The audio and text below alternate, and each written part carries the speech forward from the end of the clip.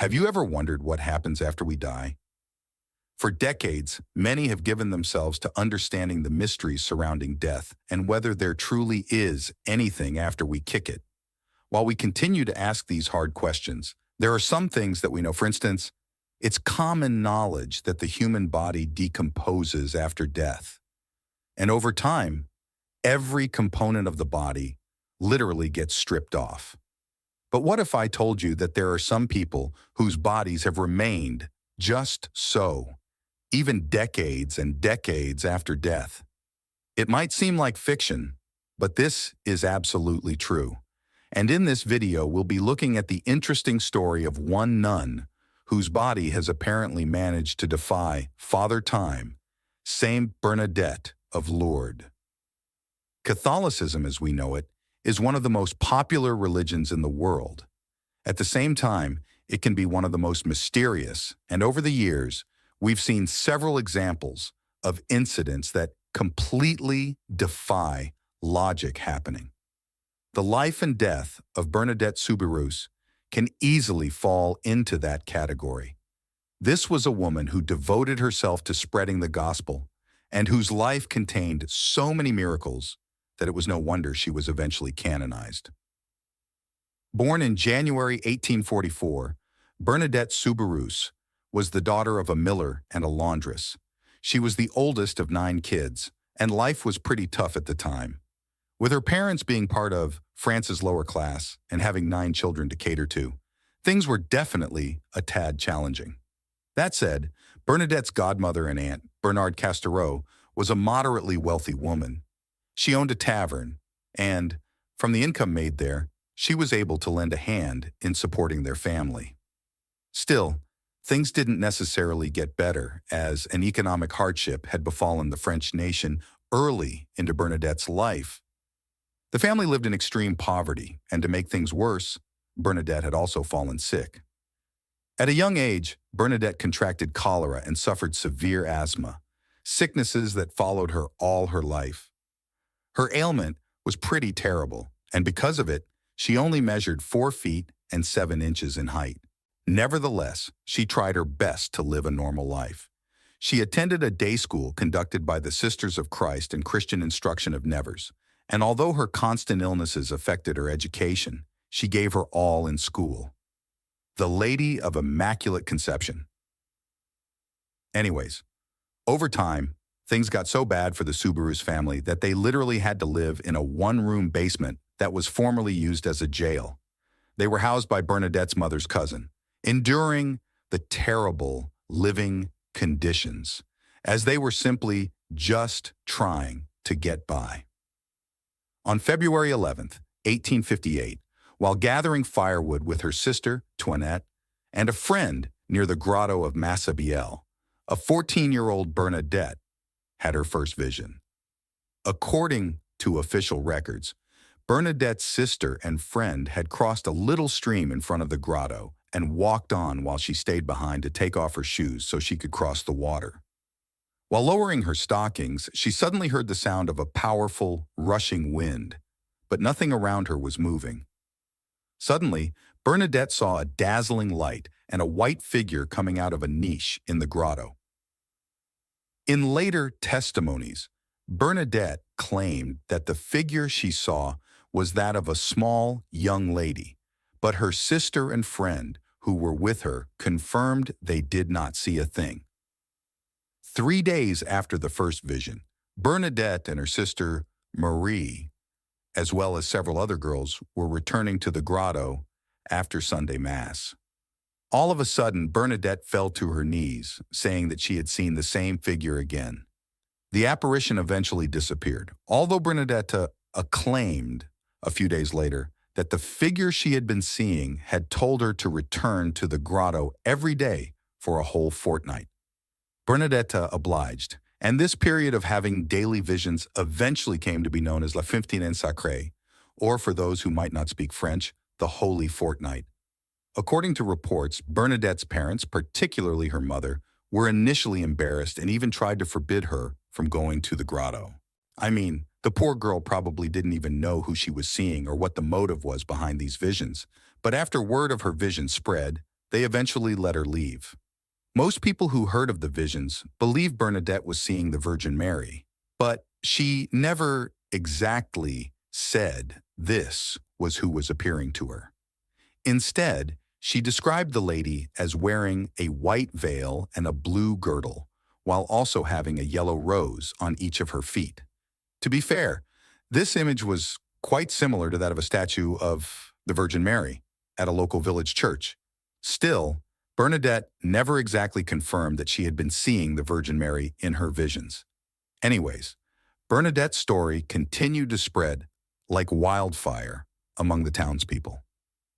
As you'd imagine, a lot of people thought she was telling the truth, and just as many people believed that it was all a bald-faced lie. In fact, there were even those who believed that she had a mental illness and was just manifesting it. Still, by the time she began to really show the fruits of the visions, let's just say that everyone else started to believe. For instance, a few days after the visions began, Bernadette claimed that the figure she saw in her dream had asked her to drink the spring's water, have a bath in it, and eat a herb that grew close to it, all as an act of penance. She did, and to the utter shock of everyone, the grotto was no longer muddy the next day. Muddy water gave way to fresh water, and literally no one could explain what had happened. About a month later, Bernadette claimed that the lady in her visions told the town to build a chapel and form a procession. All of this was quite impressive, but there was still one issue. Bernadette didn't know who this woman was. During the 16th visitation, Bernadette claimed that she asked the woman for her name, but she just smiled back. After repeating the question 3 more times, she finally got a response, with the woman claiming that she was the Immaculate Conception. That was it, just the Immaculate Conception. No actual name and no information about who she was. All of these visitations would go on until the 16th of July that year. But even though they ended, the effects of Bernadette's visions would just be beginning impacts of Bernadette's visions. Following the end of the visitations, the Catholic Church began investigating Bernadette's story to see if there was any truth to them, or if it was all just a big lie. The Church eventually confirmed the authenticity of the apparitions in 1862, giving even more credence to everything that Bernadette had said. One of the interesting things about this whole ordeal is that the spring that Bernadette dug up and drank from has become one of the world's biggest healing sites to this day. According to records from the Lourdes Medical Bureau, at least 70 cures to diseases have been gotten from the spring, with scientists being baffled and not being able to find any explanation for how they even came to be. The very same Lourdes Commission that examined Bernadette following her visions took samples of the spring water for analysis, and they found that while it had a high mineral content, there really wasn't anything out of the ordinary about the water that could link it to the cures attributed to it. On the other hand, Bernadette simply claimed that it was her faith and prayer that healed the sick, nothing more. Besides the healings, Bernadette's visions also led to the building of a local chapel in the town. However, it wasn't just one chapel. Over time, several churches and chapels were established and built in Lourdes, all being inspired by Bernadette's story and experience.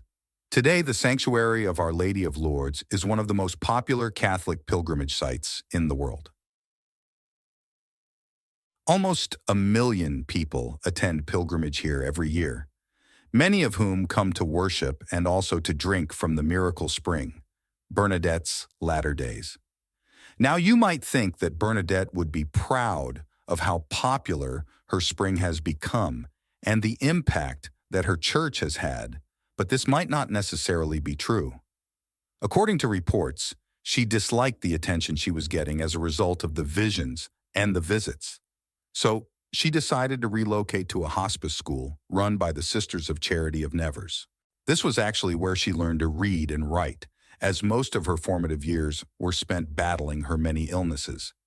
By July 1866, Bernadette, as well as 42 other candidates, took the religious habit of a postulant by joining the Sisters of Charity at the Saint-Gildas convent at Nevers.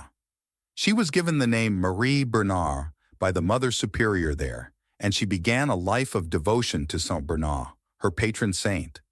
Bernadette would copy long texts related to him on pieces of paper and notebooks. And overall, the entire experience of becoming Sister Marie Bernard marked yet another transformative experience for Bernadette. She would eventually spend the rest of her rather short life at the Mother House, where she worked as an assistant at the infirmary.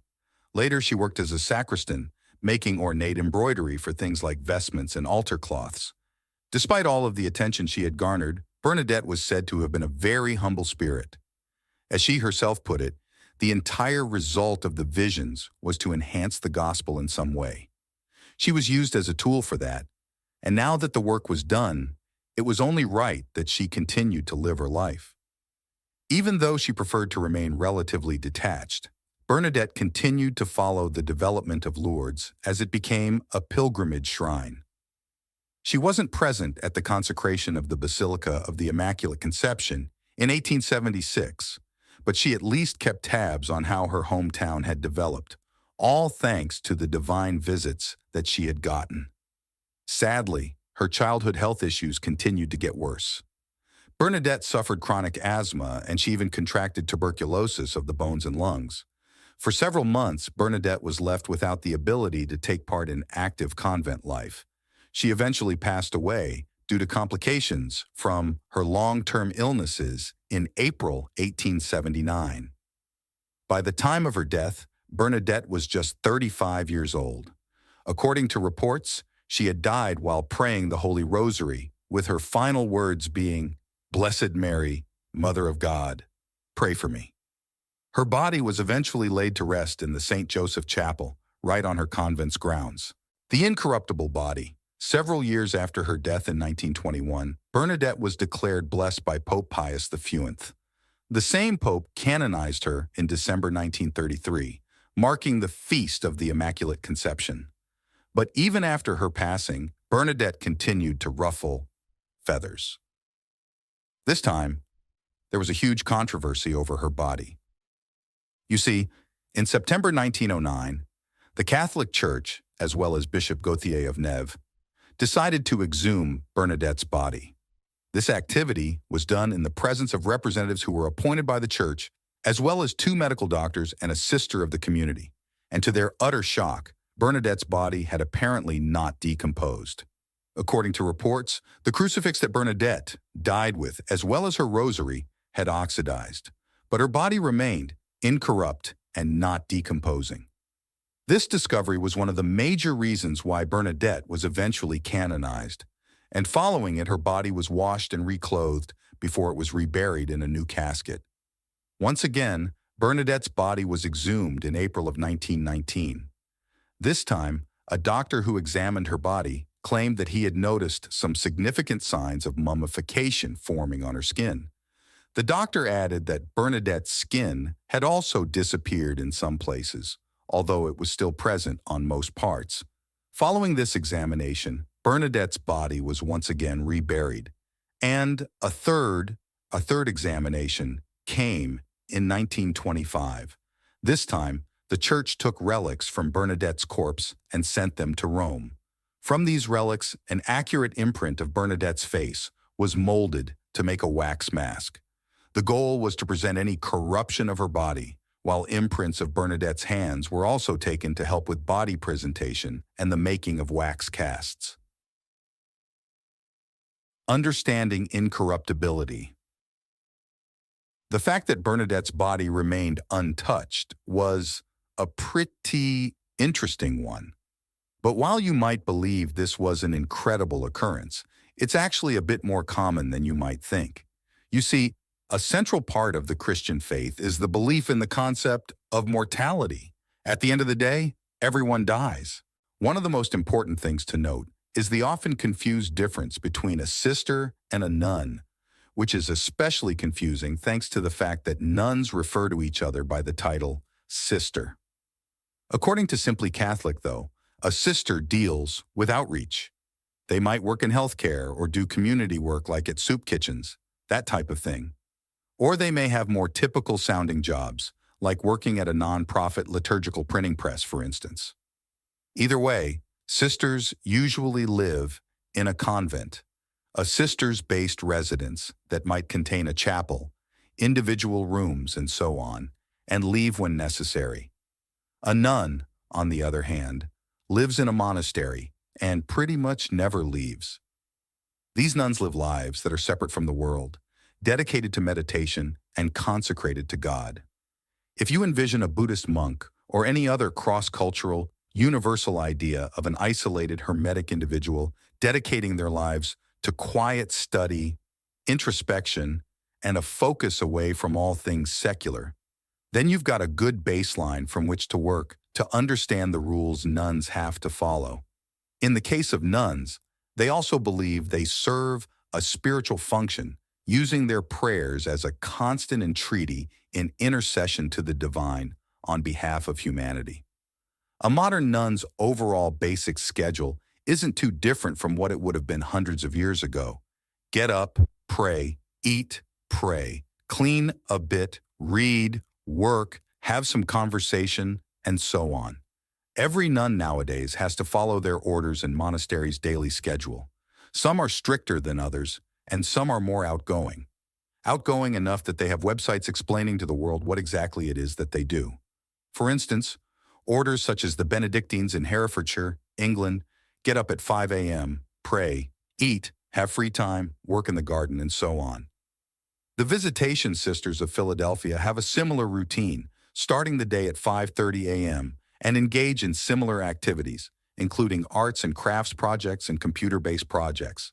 The Carmelites of Colorado Springs likewise do a lot of sewing and domestic activities, as well as bookkeeping and community correspondence online. Interspersed within these schedules is the Liturgy of Hours, a series of prayers and services throughout the day, such as lauds, first service, or compline, last service. And of course, like the rest of us, they have to do regular chores like washing the dishes or milking the cows. Every morning, I take my cup of coffee to my cow, and I squirt milk straight into the coffee. You can do that? You can do that, yeah. The general attitude of the entire proceedings is reverent and internal, or as St. Paul called it in 1 Thessalonians, they quote, "Pray without ceasing." If you've ever heard the word mindfulness, remaining appreciative of the moment, one's life, the world's interconnectedness, then you've sort of got the idea, though mindfulness as a practice itself is, of course, Buddhist in origin. That takes us to the big-ticket items that most people know, which are universal for all nuns, the vows of chastity, poverty, and obedience. Nuns' vow of chastity gets a lot of attention. It's understandably difficult for most folks to accept and imagine, as sexual relationships are prohibited no matter how much desired. Still, nuns have a lot of other ways to express their love for their fellow human beings, such as community service, prayer, and devotional activities, and communing with the divine in a more universal way. The phrases "married to Jesus" or "brides of Christ" are often invoked in this case. A vow of poverty may be equally difficult to imagine in our capitalist world. But if you've ever felt swallowed by the emptiness of a consumerist life and the hollow, unending appropriation of meaningless goods, then the idea of living simply might sound appealing. And that's what it really is. Not a vow of being destitute, but rather one of not engaging in excess. Pare down, dial it back. Own your own self, of course, but detach yourself from material things in lieu of spiritual things, which is a sentiment shared by numerous other faiths as well. And finally, obedience. Obedience to what? Well, to a life lived in imitation of Jesus, of course. Of course, following all these rules isn't for everyone. But for those who decide on this particular life path, there is a sequence of steps that must be followed. A multi-year application process to ensure that would-be nuns are serious about the whole thing. There are differences according to order, Benedictines versus Dominicans versus Passionists, and so on. But according to Aletheia, the overall structure is the same for everyone. Being an aspirant means that someone has formally approached an order and said that they want to join. They continue to live amid society for another year or two while doing outreach, projects, teaching, monitoring social media, whatever needs doing with their chosen community. A postulant has formally moved into the monastery, but she's not allowed to be called a sister and wears different clothing from nuns who have made their final steps. This is supposed to be a time of intense inward focus that lasts maybe 6 months.